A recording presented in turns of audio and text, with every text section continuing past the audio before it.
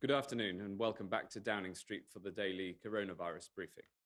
I'm joined by the Chief Nursing Officer, Ruth May, and the Deputy Chief Medical Officer, Jonathan Van Tam.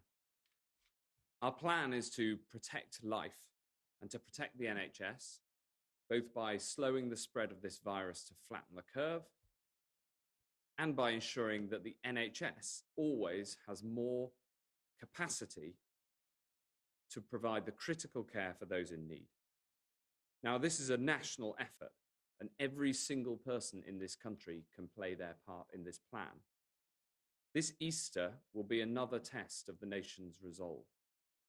It's a time of year when people normally come together, but however warm the weather, however tempting your local beach or park, we need everyone to stay at home. Because in hospitals across the country, NHS staff are battling day and night to keep desperately sick people breathing. And they need you to stay at home. I'm very happy to report that the Prime Minister's condition continues to improve. He wants to personally thank the whole clinical team at St Thomas's for the incredible care that he's received. His thoughts are with all of those who've been affected by this terrible disease. The NHS is there for all of us in this country, and I know our amazing NHS staff have given the Prime Minister the very best care possible, in the same way that they would give every single person in this country the very best care possible. One of the things that makes me proud of this country is that it doesn't matter who you are, the NHS is always there to care for you. Before updating you on our plan, I want to share the latest data from the ongoing monitoring and testing programme. Yesterday, I'm glad to report that 19,116 tests were carried out across Great Britain. 5,706 tested positive. The number of people currently in hospital with coronavirus symptoms is 19,304. Of those who've contracted the virus, 8,958 have sadly died, an increase of 980 since yesterday. We never forget that behind this number, behind each one is a name, a loss, and a family that'll never be the same again. And we all share a responsibility to tackle this virus, first and foremost, by staying at home. Now, earlier this month, I outlined our 5-pillar testing strategy, and I'm glad to report a very positive response to setting out the goal of 100,000 tests a day by the end of the month. I can announce today that we have capacity for all key social care staff and NHS staff who need to be tested to get those tests. To deliver this, in addition to the testing being done in NHS hospitals, we've now opened 15 drive-through testing centres, including in Glasgow, Cardiff, Belfast, Nottingham, Plymouth, Leeds, and London, and other places. The UK life sciences industry is also answering our call to arms. Yesterday, I opened our first of our 3 Lighthouse mega labs in Milton Keynes. 2 more are on track in Cheshire and in Glasgow, and AstraZeneca and GSK, 2 of the biggest pharmaceutical companies in the world, are opening another in Cambridge. And I want to thank the team and all the volunteers who are working night and day to make this happen. Today, I want to address what we're doing to make sure that we have enough PPE, protective equipment, and to make sure that it gets to the right people. The goal I've set is that everyone working in a critical role must get the PPE that they need. NHS and care staff protect us every day. While we're safe at home, they go off to work to care for us. We owe it to them to get them the kit they need to protect themselves.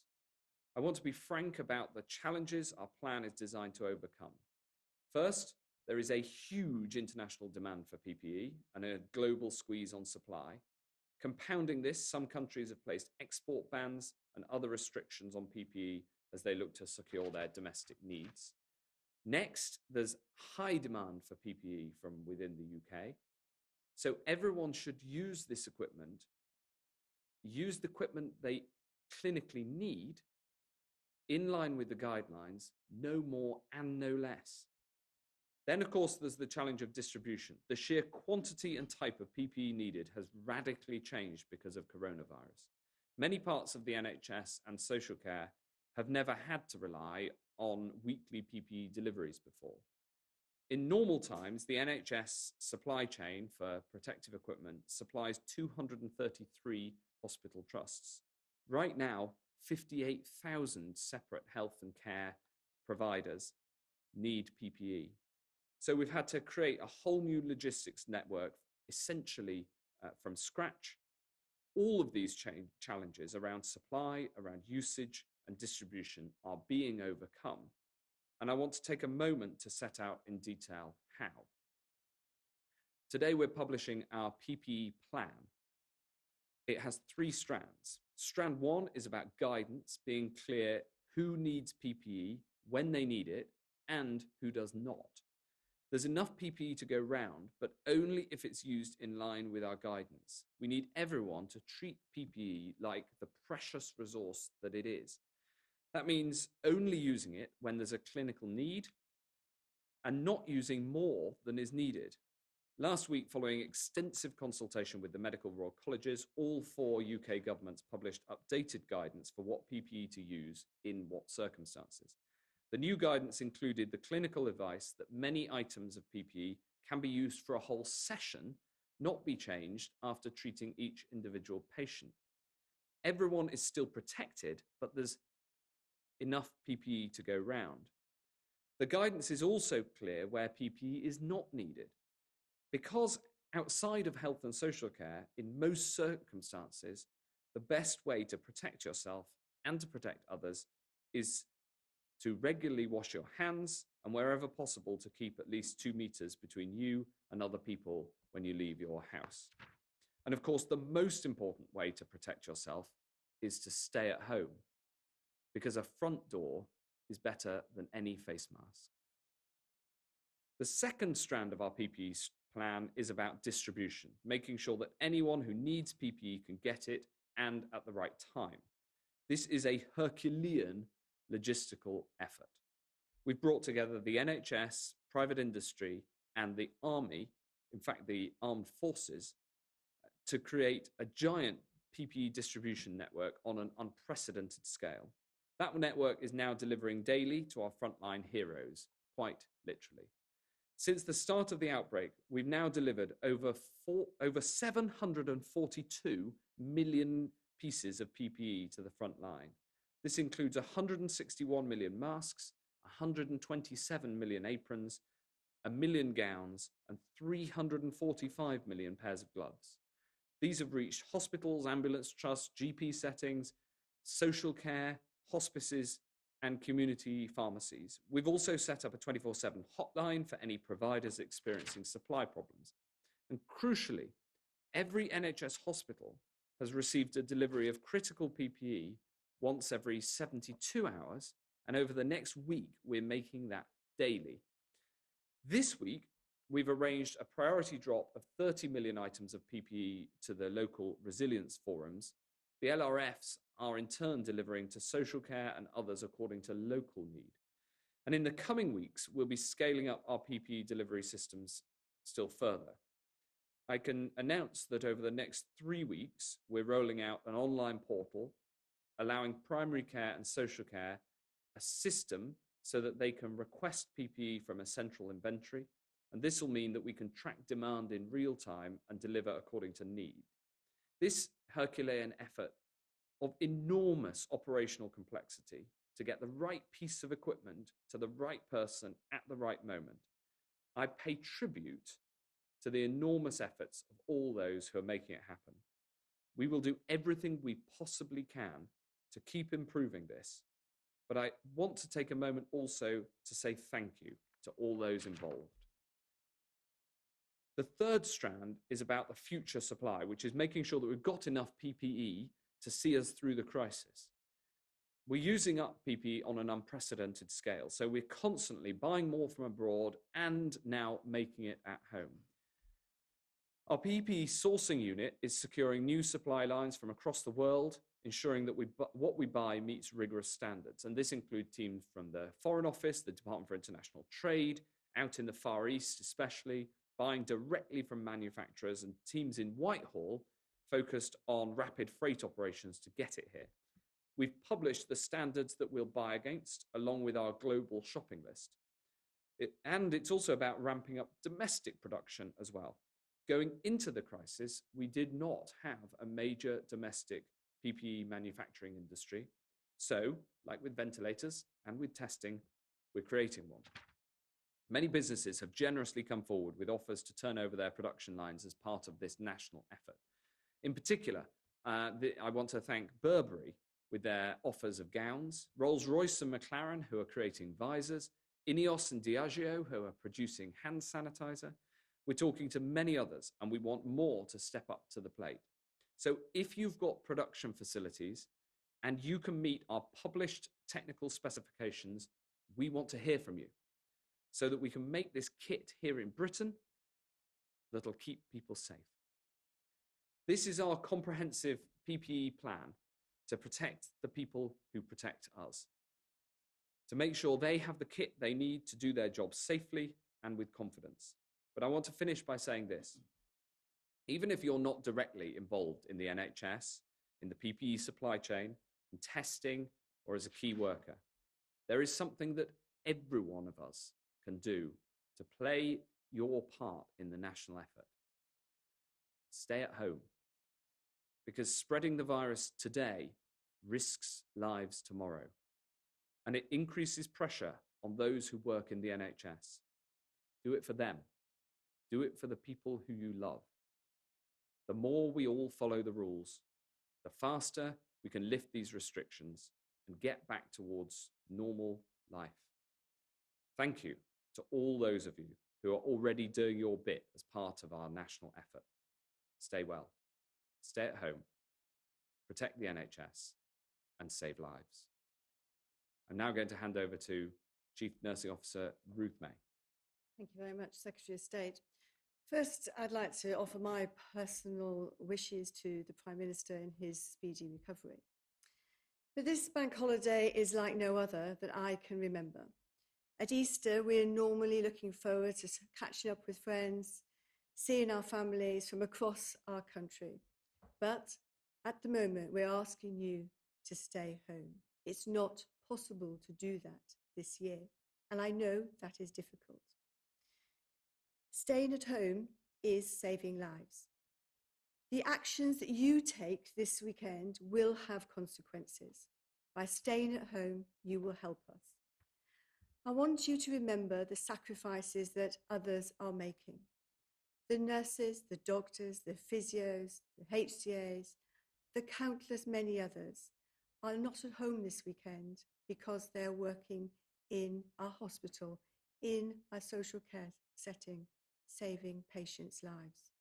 I want to offer my sincere thanks to each and every one of our NHS and social care staff for what you are doing round the clock. And I also want to offer my thanks on behalf of the NHS staff to all of those key workers who have allowed us to keep working. Teachers, childcare, supermarket workers and others. You are helping me stay at work and others stay at work like me. You may have seen some TV coverage this week about what's happening in our hospitals.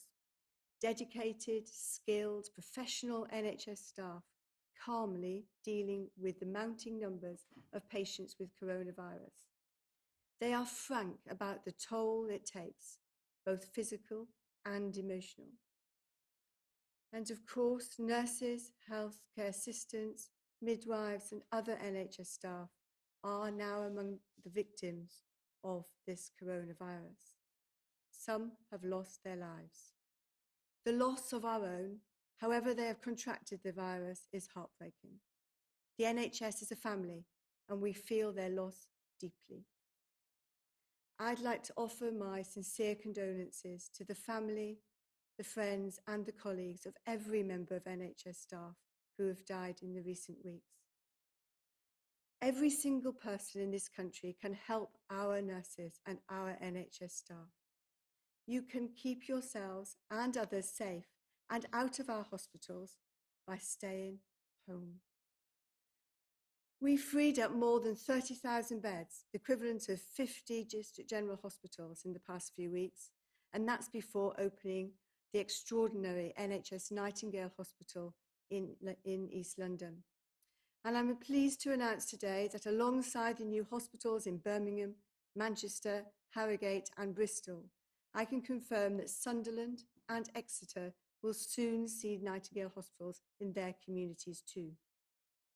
These extra hospitals, if we need them, will be part of the NHS's nationwide response to coronavirus, the greatest healthcare challenge the NHS has ever faced. And I'm proud that continuing a tradition dating back to the founding of our NHS 72 years ago, nurses are at the heartbeat of this People's Health Service. These are difficult days, but amid this dark news that each day brings, my colleagues are sustained by the extraordinary shows of support for the NHS that has been received from our public. The rainbows, the NHS signs in the window lift me and they lift my colleagues.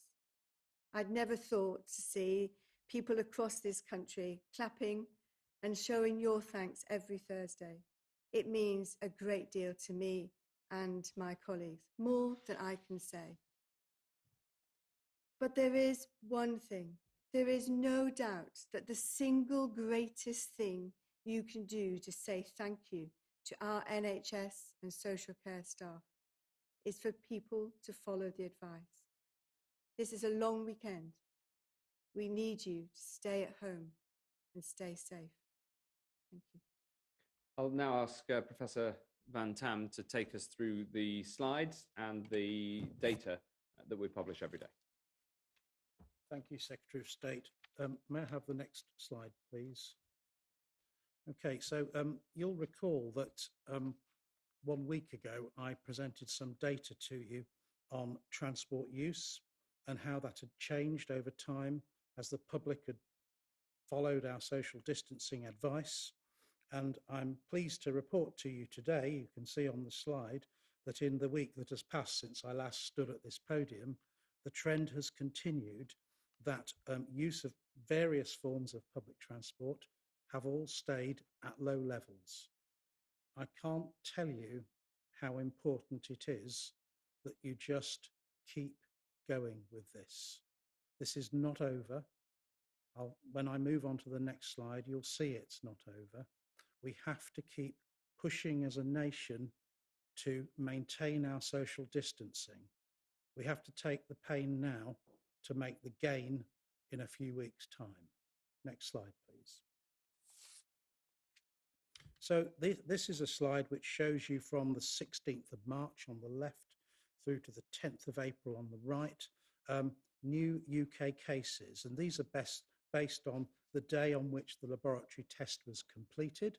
So of course there is a little variation there between when the test was taken and the test was completed. But nevertheless, you can easily see the broad trend that we have been in an increase phase, and now we are at a point where we're at a high level and the numbers are varying day by day, but they're at this high level. We are in a dangerous phase still, and I need to reinforce that again to you, that this is not over. Next slide, please. If you look at people diagnosed with COVID-19 who are now occupying hospital beds in Great Britain, you can see that again, over the period of the slide from 20th of March through to the 9th of April, there has been a steady increase. But possibly you can see that the curve is bending. It's impossible to say that we have peaked. London has gone down in the last day, but the North East and Yorkshire have gone up. However, I suggest to you that the curve is beginning to bend and that your hard work is beginning to pay off. But again, I say this is just not over. It needs to continue. Next slide, please. If you look at critical care, the slide talks for itself of the extent to which London has been the epicentre of our first wave, and you can see that the other parts of Britain are at a lower level. But the trend overall is pretty much the same, that there has been this sharp increase. There may be some signs that the curve is beginning to bend, but it's premature, absolutely, to say that we're at a peak, and the push that we're making with social distancing just has to continue. I would add a personal touch here and say that my mother-in-law is a healthcare assistant. Two of my best friends, one is a nurse, another one is an operating department professional who's been repurposed to high dependency to work on this crisis. This really matters, and it really matters that we keep going with it. Next slide, please. If you look at the global death comparison on this slide, again, as last week, these are synchronized so that day 0 is the day at which each country reported 50 deaths. And you can see that, again, there is this broad, similar trajectory across many countries that report data, with 1 or 2 outliers. And the UK continues to be broadly in line with what is happening in other countries. It's still a dangerous situation. We have to keep taking measures to bring this under control. Thank you, Secretary. Thank you very much. So if we now go to questions, the first question we've got is from Hugh Pym at the BBC. Thank you very much. Secretary of State, you and other ministers have said repeatedly in recent weeks that you have plans to get protective equipment to the NHS and social care. Health and care workers are saying to us they are still struggling in some cases to get that equipment. They feel unsafe. Aren't you now acknowledging that previous plans were just not enough, were not sufficient? Thanks. What I'm acknowledging is that this is an enormous challenge, a Herculean, a logistical effort. We've so far delivered 742 million pieces of protective equipment, but it is a task that needs a constant effort, because of the 1.4 million people who work in the NHS and the over 2 million people who work in social care, using PPE has gone from being something that happens in a relatively small way to right across the board. And the critical thing is that people use PPE like the precious resource that it is, and that we get the PPE to them so that they can always have what is clinically needed. Now, of course, I listen to the concerns that are raised with me. And what I can tell you is that the team who are trying to deliver on this have themselves put in an enormous effort. We are getting the PPE out there, but there's clearly a huge task ahead to keep it flowing and to make sure that those who need it get it. I don't know if Ruth wants to say anything in terms of a report from the frontline as a nurse yourself. Absolutely. So I know as a nurse that PPE is very important for their safety, but also the feeling of being safe. I know that I also want to make sure that people are using it and are wearing it to the right level and the right environment, and that's really important. But I also know and I hear that it's a challenge, it's a struggle right now to making sure we've got it everywhere we need it at the right time. And that is what the Secretary of State has already set out in his strategy being launched today, but making sure that the government is doing just that. And collectively, we're wanting to do it. But it's really important we're doing that. I know also I was yesterday at the London Excel Nightingale Hospital receiving my refresher training about how to put my PPE on and off. And it's a challenge. It's tough wearing PPE. So I want to also recognise that for all of our staff right now. Thanks very much. Sejal Maria from ITV. Can I come back? Sure, yes, Hugh. Sorry, we'll go back to Hugh and come back to you, Sejal. Yeah, just very quickly. I mean, you've published plans before and given reassurances about protective equipment. There will be a lot of skepticism, won't there, still about another plan being published? I mean, what guarantees can you give that people will be made to feel safe with the right equipment? Yes, well, we have made progress on PPE throughout this. I think what you might be referring to in terms of what we published before was last week, making sure that we brought clarity to what PPE is needed in what settings. This plan is about that, but it's also about how we then deliver with details of how the supply chain works, and also, crucially, how British manufacturers can step forward and deliver to specifications that we've published the technical details of, so that manufacturers can come forward to replenish the stocks that we've got. What I'd say is that it is a constant effort to get the PPE to the front line, a huge logistical effort. We acknowledge the challenges, of course we do. We face them every day, and we are doing everything in our power to get that PPE to the front line. And those with concerns about PPE at the front line, we're making sure that they have a place that they can go in order to call for help. So it's a detailed plan set out in public, both so that we can encourage more suppliers to come and replenish the stockpile, but also so that everybody can see the challenges that there are and how we're proposing to overcome them. If we go to Sejal Maria now at ITV. Thank you, Secretary of State. It's good news that the Prime Minister's health is improving. Does he accept, though, that he is unlikely to be able to return to work soon? And is the government ready to take key decisions, such as whether the lockdown will be extended in his absence? And given the Republic of Ireland just announced their lockdown will continue until the 5th of May, shouldn't you level with everyone that we are heading for a much longer than a 3-week lockdown too? Well, the Prime Minister is recovering, and I'm sure the whole nation is delighted to see the news that he's getting better. And the fact that he was so ill demonstrates once again just how serious this disease is. And I'm delighted about that. The good news is that the government in his absence has been functioning very efficiently, very effectively.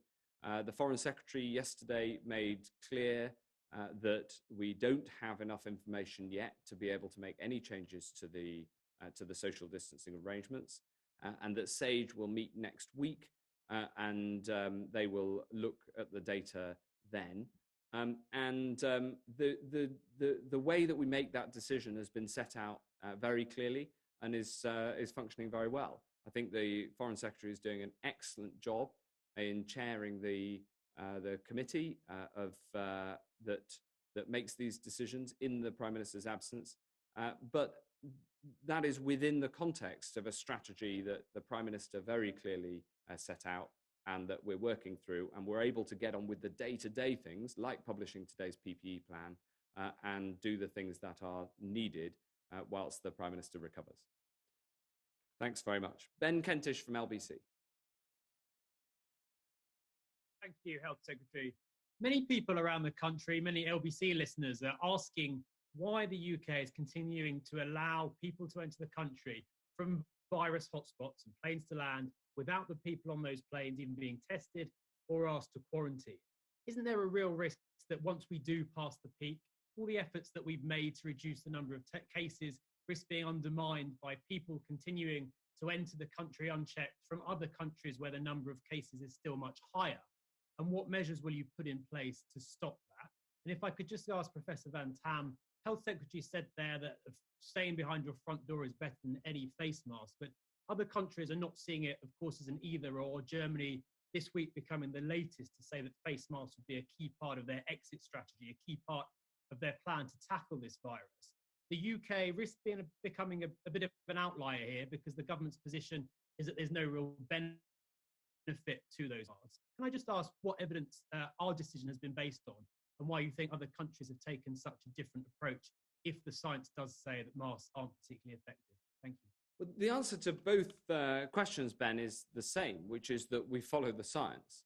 And we followed the science in terms of international travel all along. And we saw right at the start of this pandemic that the country that brought in, two countries that brought in the most draconian international travel restrictions, the United States and Italy, both of them have now got serious problems themselves. So I think that the science which said that, which we followed on international travel, has been borne out by events. On the second question as well, I'll hand over to Professor Van Tam, but I just want to absolutely underline the same point, which is that we follow the science, and the science on the use of face masks says that they don't have a material impact outside of those settings which the Public Health England have set out. But also here we are following the international evidence too. The World Health Organization have themselves looked into this very recently and came to the conclusion that face masks should be saved for those in health and care who really need them. So it is not a risk-free option to have face masks, for everybody to wear face masks, because that means that it's harder to get hold of face masks for the people where the science says that they're needed. Professor. Thank you, Secretary of State. Thank you, Ben. To your first point about closing borders, our scientists have been very clear from the outset that that would not work as a measure to prevent the ingress of coronavirus into the UK. Coronavirus is now in the UK and transmitting very widely. I understand the point you're making, and I see where you're coming from in terms of when we get this under control, doesn't that change the situation? But we won't go from a position of widespread community transmission amongst our own people to a position of zero transmission amongst our own people, which of course was the case back in December 2019. We will likely go back to low levels of transmission, and the virus will continue to be here in and around us in our communities, I suspect for a very long time, even if we can keep the levels right down. So from that perspective, I hope that adds a bit of sense to the context of the question around travel. Now, in terms of face masks and general wearing of them by the public, I do know that this is a very vexed and very emotive issue with citizens all around the world, frankly. And we have kept this under very careful and repetitive scientific review. Our expert advisory committee, NERVTAG, met again this week to consider all of these matters. And we do remain convinced that there just isn't the evidence base to support general mask wearing use by the public. You've probably seen the paper that was released 4 days ago on BioRxiv by Paul Hunter's team from the University of East Anglia. They have been through all of that evidence again. We have looked at all of that evidence in that paper again, and it remains the case that we do not see at this point a persuasive argument for general mask wearing by the public. But I want to assure you personally, and of course, those who are listening in, that we will keep the science evidence under review. And we are going to be guided by the science. And if the science evidence changes, then we will change. Thanks very much. Charlotte at Talk Radio. Thank you, Mr. Hancock. Could I firstly ask how many frontline NHS workers have died from COVID-19?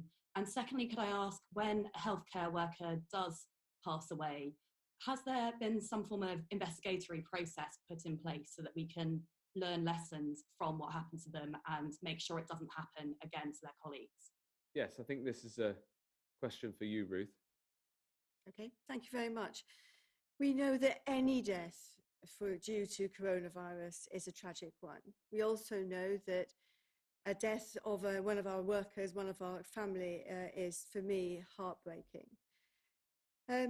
We do have numbers of people that have died, whether they're nurses, midwives, healthcare assistants, doctors. It would be inappropriate for me right now to go into listing them and numbering them, because we haven't got necessarily all of the position across England with all of the people's families giving us the permission to talk about them. But I recognise that we will and we'll want to make sure that we are learning any lessons to be learned. But it'd be inappropriate for me to comment on any individual death that we've seen, whether that is one of our healthcare workers or not. Thanks very much, Charlotte. Anna Mikhailova from The Telegraph. A question for the Health Secretary. Economists are on average predicting that there's going to be a 14% drop in GDP in the second quarter of this year. And I understand some in government fear that it could be even worse. What would the impact of that be on the numbers of deaths that are not directly related to coronavirus? This is a really important question, and one that I worry about a lot. The goal that I have as Health Secretary is to protect life. But you've got to make sure that you look at that in the widest context. Of course, protecting people from deaths directly due to coronavirus, and that's actually the subject of most of the discussions at these press conferences, and a huge amount of effort to make sure that the NHS capacity is there. The second type of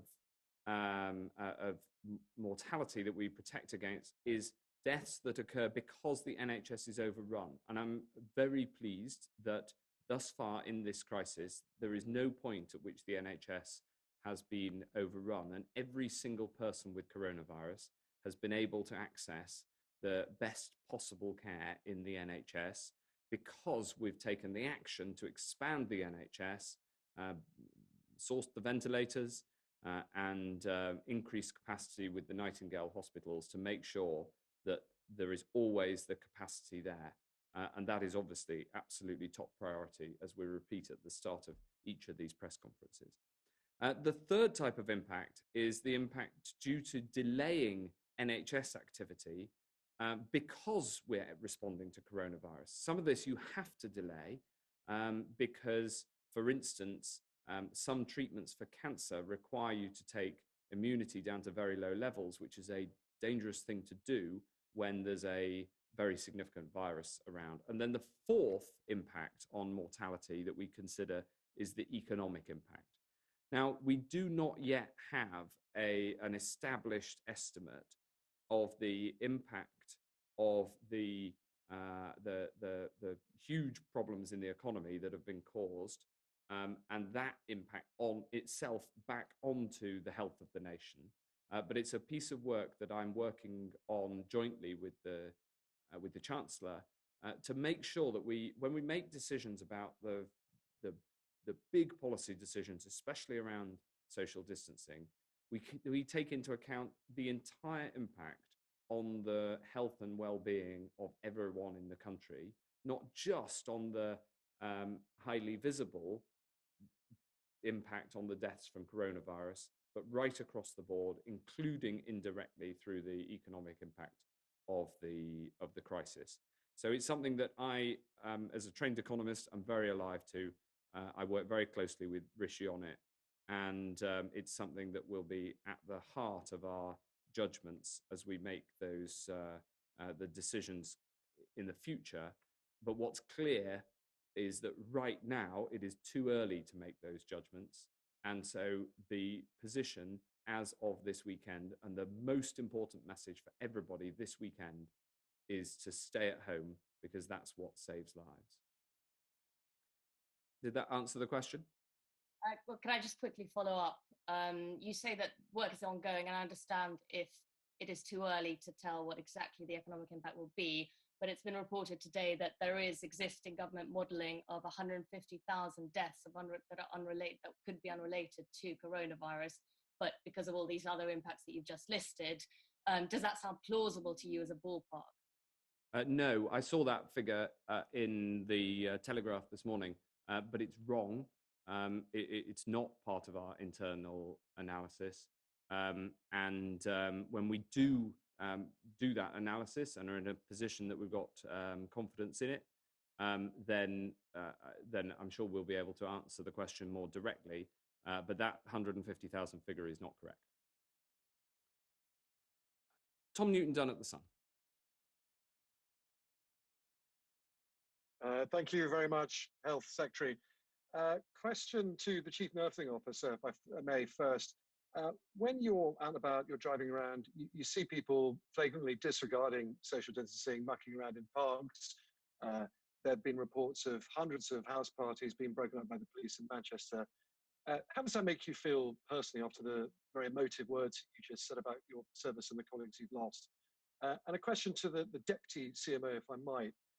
Obviously, it's too early to start talking about relaxing the lockdown and restrictions because you don't have the data set. But when the time does come for that in weeks in advance, maybe, what are the sort of numeric targets you would consider happy for case loads in hospitals, admissions, overall fatality rates, whatever it might be? What's the level we have to get down to before you're happy to advise the government that it's now time to start thinking about relaxing them? Can you give the British people some sort of target they can look out for sometime in the future? I'll ask, obviously, Ruth to answer the first and Professor Van Tam to answer the second. But just before I do, I just want to correct something in the premise of the second question, which is that it's not that we don't yet have data. It's that the information that we do have so far shows that we're not there yet. It's because if you look at the curves, whilst they are flattening, they're not flattening far enough to be able to make any changes, and that's what SAGE will look at again next week. So just it's an important nuance in the way that the question was put. But I'll ask JVT to answer it if you're happy with that marginally reframed question. Ruth. So, Tom, it's very, very frustrating. It's personally frustrating to see people clearly not doing social distancing and clearly coming out in large groups. I was only on the way here, going over Westminster Bridge, seeing a whole horde of cyclists coming together. It is enormously frustrating. And the reason that is frustrating is because there's also still occasions where my colleagues are getting abuse from their neighbours for driving off to work. So Sam, a nurse in a mental health organisation in east of England, had grief from her neighbours because she was travelling to work. Our nurses, our healthcare staff need to be able to get to work. It's right and proper they do. But my ask of everybody, please stay at home, save lives and protect my staff. Thanks very much. Professor. Thank you, Secretary of State. So Tom, thank you for the question. I completely understand that everyone wants a number or a figure or something that they can say, can I look out for this? Will that then begin to tell me that we're finally beating this for real, for good, in this wave, if you see what I mean? That advice, unfortunately, is complicated. It will come from SAGE, from the Scientific Advisory Group for Emergencies, and it will be based upon looking at the number of tests that are positive, that are coming through the system. It will be based upon the number of new hospital admissions with confirmed coronavirus. It will be based upon the number of people going to ICU and the number of deaths. All of those indicators will need to be taken into account to give us a proper, reliable picture that things are definitely on the downturn and that we feel confident that it is consistently now the case.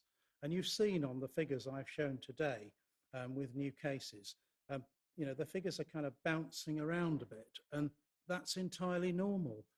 That is random variation that you get with any biological phenomenon, any disease phenomenon involving humans.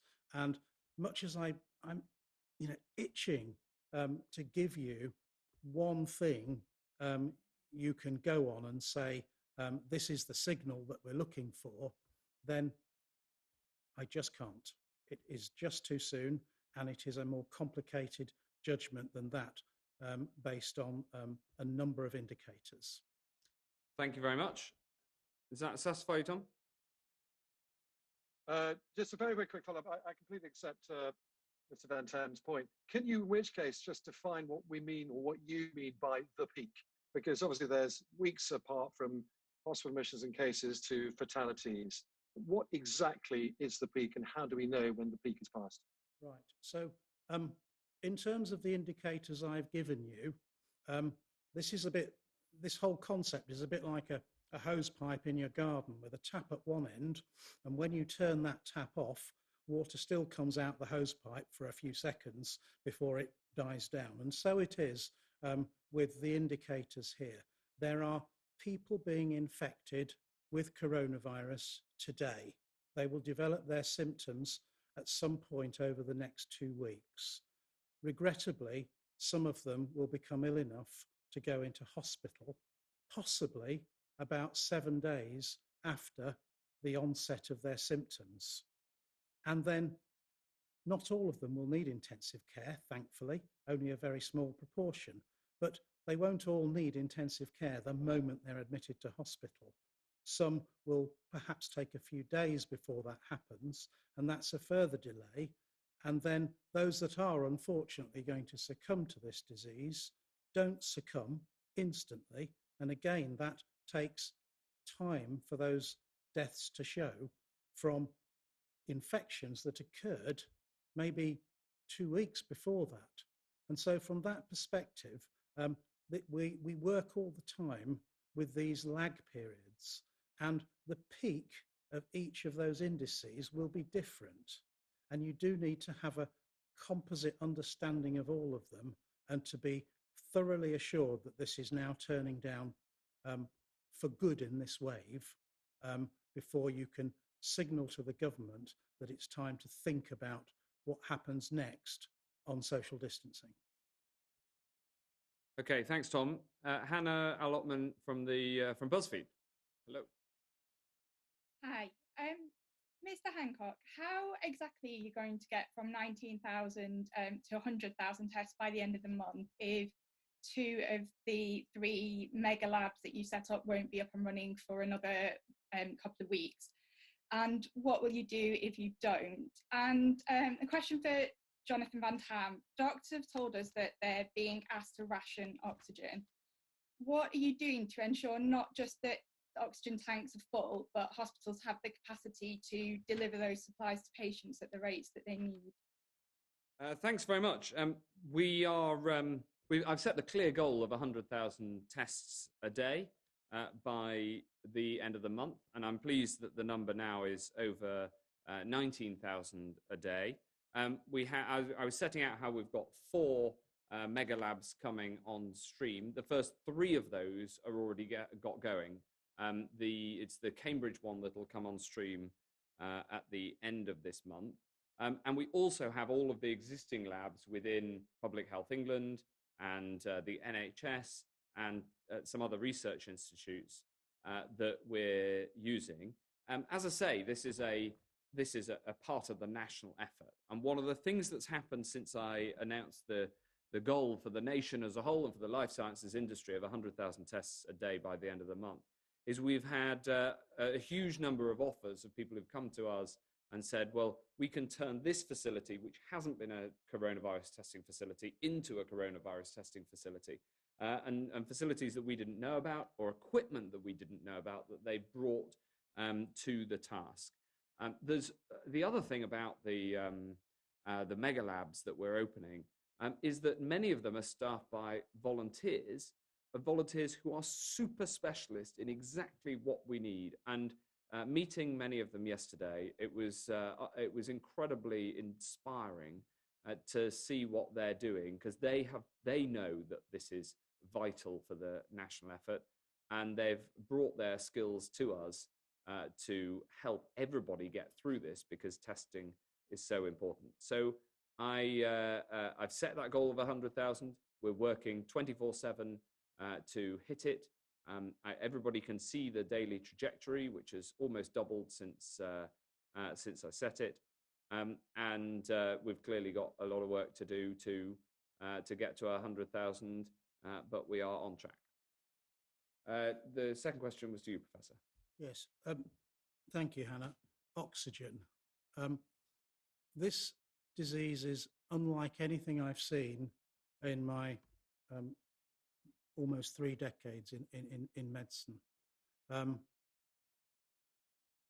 It is really, really unusual in that the requirement for patients who are hospitalized to have oxygen is very high. And sorry to go back to the hose pipe analogy, but if everyone in a certain area turns on their sprinkler in the garden at the same time, the water pressure will go down for a while. And it is a logistic and engineering challenge to create all those thousands of extra intensive care beds that we have done with ventilators, and also secure the oxygen supply that goes behind them. Now, I do know that there has been absolutely enormous logistic work 24/7 behind the scenes to keep hospitals supplied with oxygen. But you're right, we have seen 1 or 2 reports of where something has gone slightly wrong with an oxygen supply, and that's partly about the stress on the whole engineering system of a hospital that is required to produce the oxygen demands for double the number of ventilators. And we have to learn as we go along, and our engineers have to adapt. And you are going to see these isolated incidents, and we'll learn from them. But oxygen supply, you're right to flag it, it's an unprecedented demand with this virus. You might have been referring to the challenges that we had in Watford last weekend in the question. I don't know if there was more detail you wanted to ask about. Specifically to our own story, we spoke to doctors across the country who said they were concerned by things that they were being told, such as that they may not be able to give oxygen to palliative care patients. And when we spoke to the BMA, they said they were really concerned by those reports, and it's something that the government should be taking seriously. Okay, so the truth is that in all the challenges in oxygen supply that Professor Van Tam has just set out, in all cases there has been available ventilated oxygen to be able to treat those who need it. And in fact, we have currently over 2,000 spare beds with ventilators. So we have spare capacity. And in fact, the spare capacity is currently going up faster than need. So the overall capacity is going up faster than need. So the spare capacity is increasing. So to anybody listening or watching, the message is very clear, which is there is enough capacity in the NHS to look after you, no matter if you catch it, how serious it gets.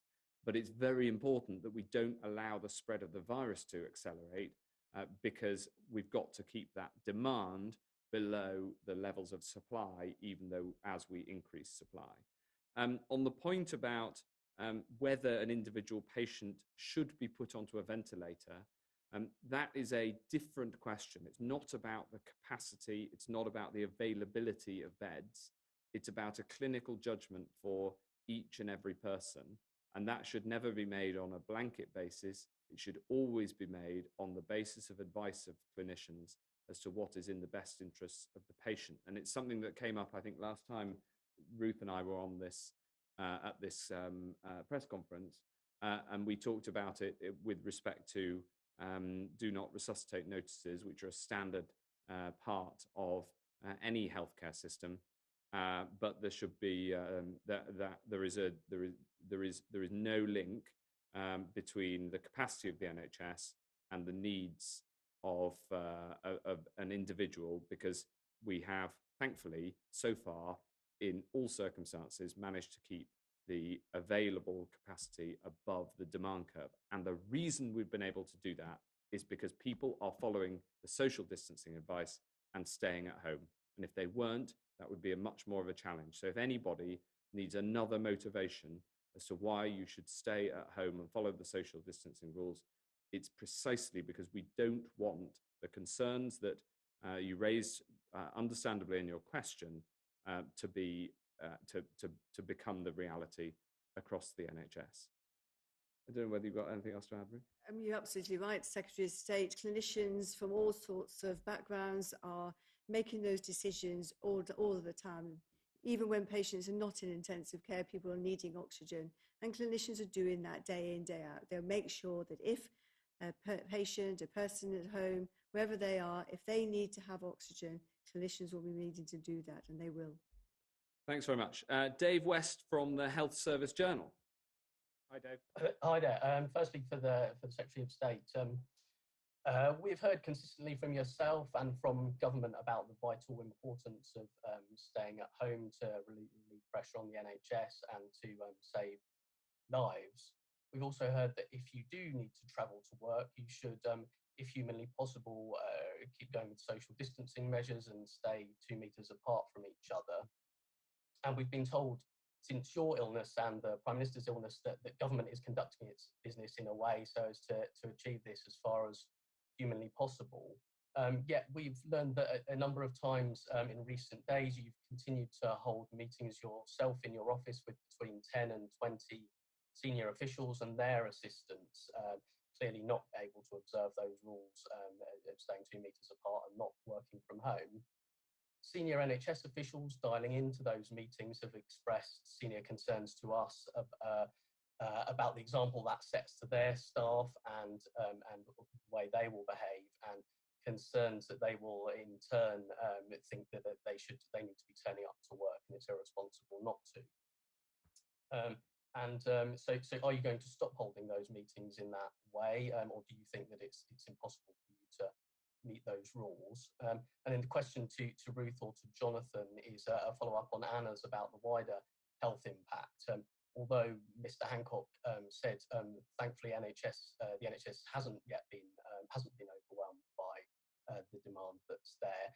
There are many people choosing not to come to accident and emergency, even when they have serious health complaints, and it's much harder to get an ambulance call out, for example, much longer waits, and as well as on top of the care that's having to be cancelled. So there obviously is an impact on healthcare. And I wondered your view, Jonathan or Ruth, about whether you agree with professionals in the NHS who are concerned that there could be a rebound effect over the next few weeks or month, which could be quite a substantial and sharp effect of follow-up demand, many people seeking and needing access to healthcare services over that period. Well, thanks, Dave. On the first one, I work from home when I can, and we have enormous numbers of meetings on Zoom and other video conferencing facilities, which I think has been, in many cases, extremely helpful. When I do come into the office, I follow social distancing rules, and that's very clear around my table. There's now only a small number of chairs when there used to be, like everybody, even these podia here used to be closer, and we've moved them further apart. So like the rest of the country, we follow social distancing guidelines, and I think that's really important. On the second question, I think if I ask Professor Van Tam to answer that. Yes, thank you, Dave. I think I'd answer that in a fairly simple way, really, that because of the extraordinary efforts that people are making on social distancing, we have stopped the NHS from becoming overwhelmed. Because without it, I can assure you it absolutely would have been, and several weeks ago. What that means is, of course, that by stopping the NHS from being overwhelmed, we protect its other vital functions, and other emergencies will go on. We know that. Road traffic accidents will still occur. Obviously at lower levels now, the traffic density is down very dramatically. Cardiac emergencies will continue. And an important message for the British people is that for those emergencies, the NHS is open for business as usual. And that's the great thing about having stopped it from falling over with coronavirus, that it can stay open for those critical things. Thanks. I'll just add one further comment to that, which is really important, which is that if you need the NHS for something unrelated to coronavirus, then you should use it. In the first instance, phone up your GP or call 111. We've seen a fall in the number of people self-reporting for at risk of a cancer diagnosis. We've seen a fall in the number of people self-reporting chest pain and risk of stroke. And we want the message to get out there loud and clear that if you have a significant health problem, then please do access the NHS.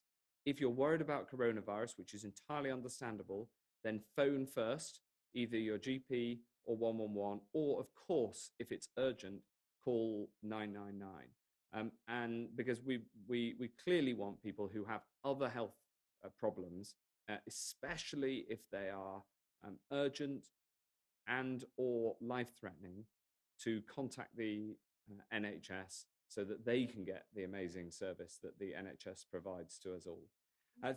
Yes, of course. One quick question, one quick point.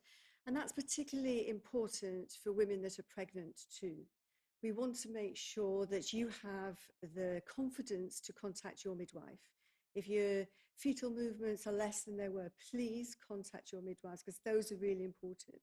And about the demand, that's exactly why that we have recruited and got 8,000 people now, 8,000 nurses are coming back onto our front line to support, to make sure that we're up and running. And indeed, over 12,000 student nurses and midwives are there ready to come back and support us. So we are ready to care for you, whether it's COVID or non-COVID related. Okay, thanks very much. Well, that concludes our press conference today from Downing Street, with huge thanks to Deputy Chief Medical Officer Jonathan Van Tam and the Chief Nursing Officer Ruth May. Thanks very much indeed.